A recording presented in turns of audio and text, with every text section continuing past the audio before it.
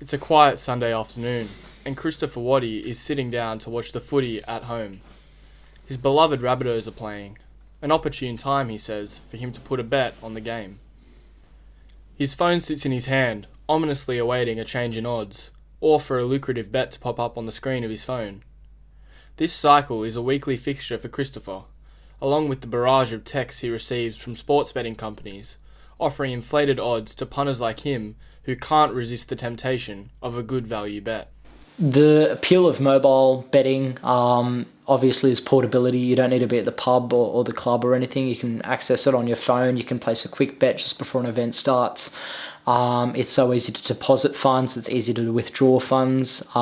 It's bright and colourful as well, rather than the old tab machines that you see at the pub, which does make it more appealing and more entertaining, which works well on both ends. It drives the viewer, the user into it, and it obviously brings in the money for the bookies. While the action of consciously clicking into a sports betting app and then proceeding to view offers may at least cause bettors to think about their behaviours, it is the text messages put out by bookies that act as the most intrusive form of advertisements. With Victoria recently banning this form of inducement, it leaves the rest of Australia in the dark as to why these advertising practices are still accepted, especially due to the damage that they can cause financially and mentally. So Ladbrokes, for as long as I've had the app, they've been sending texts, and as you can see, there's a lot of them. This is only up until the start of this year, so all that is all 2019. So you kind of, like, only now do I realise how frequently they message me, and this is today, Tuesday, Sunday, Saturday, Thursday, Friday, Wednesday, Tuesday, so nearly every day of the week. Jeanette Sveiler, a counsellor at Lifeline's Hawkesbury to Harbour branch, says that the damage that mobile gambling can cause far outweighs that of regular in-house bets. There's one client I could think of in particular. He came to our service.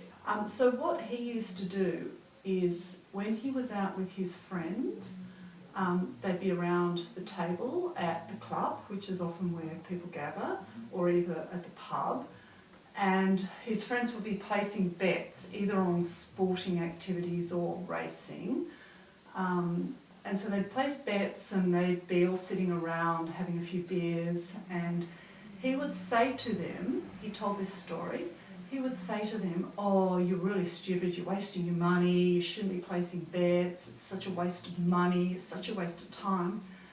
And what they didn't know was that under the table, and they were completely shocked when they found out, under the table he had his phone, his mobile phone, and he was placing very large bets on games and horses and losing a lot of money. And the problem with the gambling problem is that often people don't know that you have a serious problem.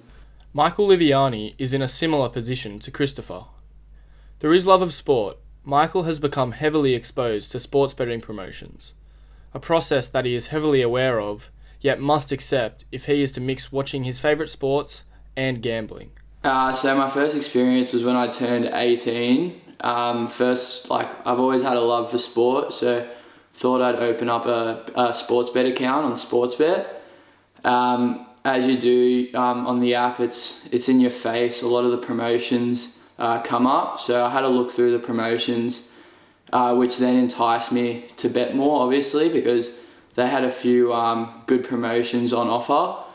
Sportsbet started offering promotions. I thought that maybe I could open up a few other accounts on other bookies to take advantage of their offers and potentially win. I found that as I opened more accounts on different bookies, I started betting more to take advantage of all the different offers available. And yeah, that's really where it began. The offers obviously do entice you to bet more, because without the offers, you don't feel like you're as much more of a chance to win. So as I started getting more offers, the betting just started escalating further from there. Despite the heavy influence of sports betting offers within their lives, both Christopher and Michael are open-minded to what has happened in Victoria. They believe that with a similar ban on offers sent through text and ads during sporting matches, punters can feel less inclined to place a risky bet. I do think a ban on bonus bet offers and exposure through sporting programs of betting ads would be beneficial, as soon as I turn on a sporting program, the first thing I see is gambling. That just entices me to gamble more.